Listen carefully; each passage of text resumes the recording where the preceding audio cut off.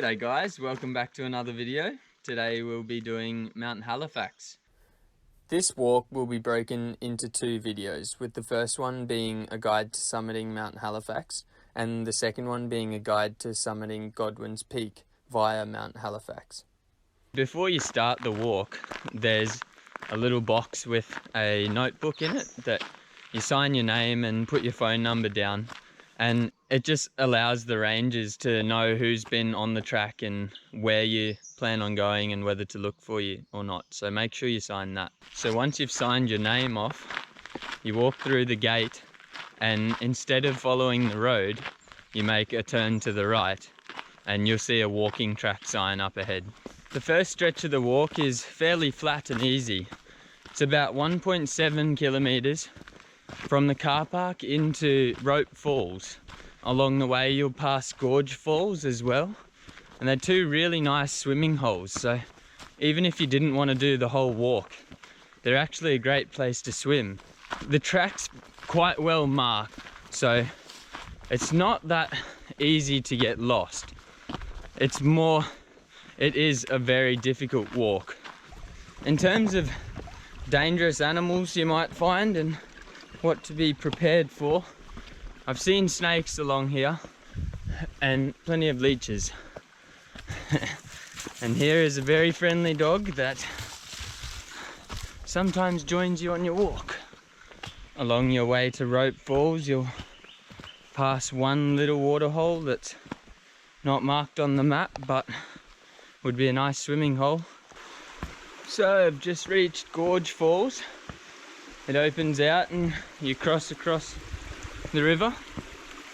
It's actually really pretty, and it'll take you about 20 to 30 minutes to get here.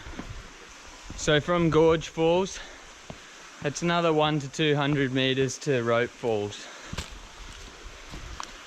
which will complete the first section of the track. So I've just arrived at Rope Falls. As I said, it's a beautiful little waterfall. Great place for a swim on your way back, which I probably will be doing. Now I'm not 100% sure why it's called Rope Falls, but I'd say it has something to do with the rope that you have to use to climb up the side of it. So yeah, just follow your rock face around and use the ropes to pull yourself up. So the first section from the car park to Rope Falls will take you about half an hour to 45 minutes. And as I said, it's 1.7 k's. Then your next section is from Rope Falls to Flat Rock. It's about 1.1 kilometers, and yeah, will take you a similar amount of time, potentially a little bit longer. The first section to Rope Falls is the last of the flat, and as soon as you sort of leave Rope Falls, you'll notice you'll start gaining altitude, and it doesn't take much longer before you start getting really steep, and then the fun begins. So descending down into the creek again now. Sort of boulder hopping. Sort of half the track is boulder hopping, almost creek bed sort of rocks, and then after Flat Rock, sort of the last third of the track is the steepest, and you climb out of the creek and up the mountain. This is easily one of my favorite walks. It's just so pretty. It's also a bit challenging, so it feels like you've really accomplished something when you get to the top. So from Rope Falls, you've got a 200 to 300 meter pretty intense climb straight out, and then you descend back down towards the creek and you go past Loop Falls, which is a nice set of falls, not very far off the track.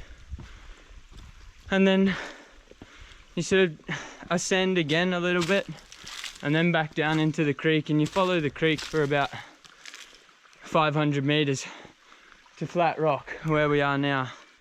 So it'll take you half an hour to 45 minutes to get to flat rock from Rope Falls, and then you follow the river a little bit, and then you sort of come out on the left hand side of the river and start the really steep ascent. You'll pass one more set of falls called Bridle Falls, which you can collect water from, and that's about 500 meters from flat rock. And then your next stop will be Echo Hill. Luckily they give you some ropes sort of help you on your way up.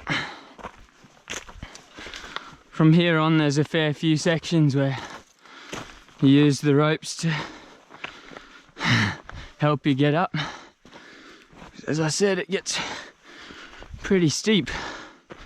This friendly dog just follows you along the trail.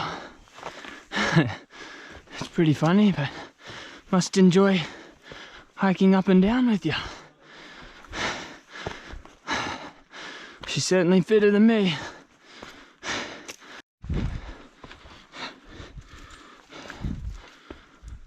So you reach Bridle Falls fairly soon after flat rock. It'd only be 10 or 20 minutes, sort of just after you finish the ropes up the rock slide,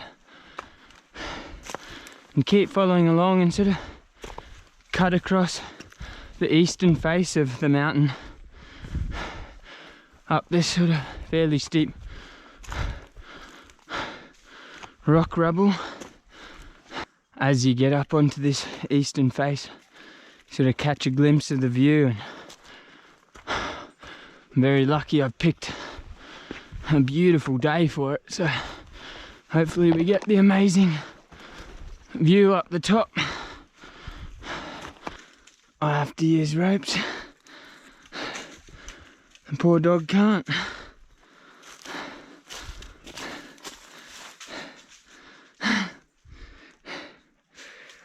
But she finds a way.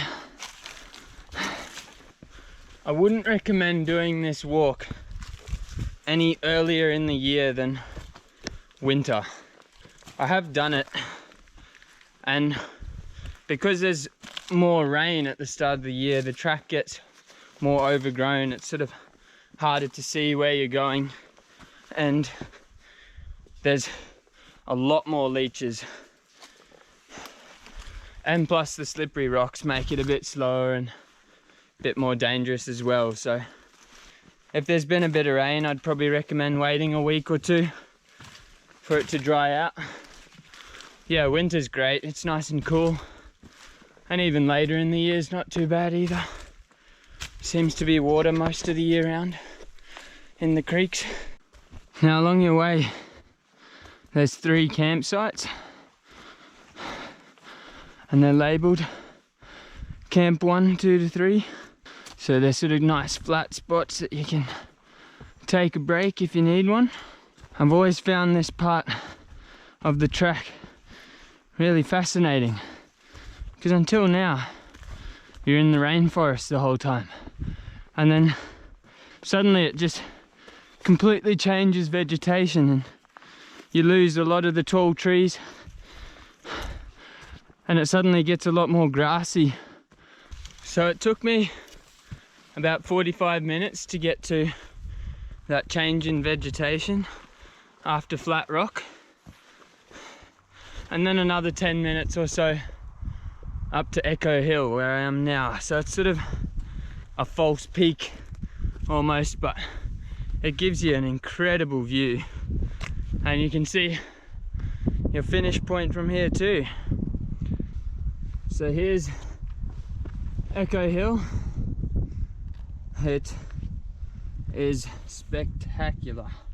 And what a day. It's just incredible. So up there is our summit. We sort of follow the ridge along up to the top.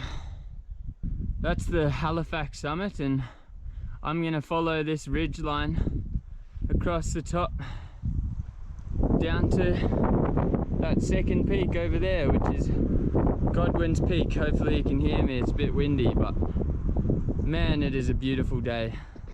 Very keen to keep going. What a view. So it's taken me 2 hours and 10 minutes to get to Echo Hill, and it'll probably take another half hour to 40 minutes. So I have taken 2 hours to get to the top before, but that's with no breaks and a very minimal pack. And then other times I've taken friends up and taken it a bit easier, and it's taken 4 hours to get to the top. So it really depends on fitness.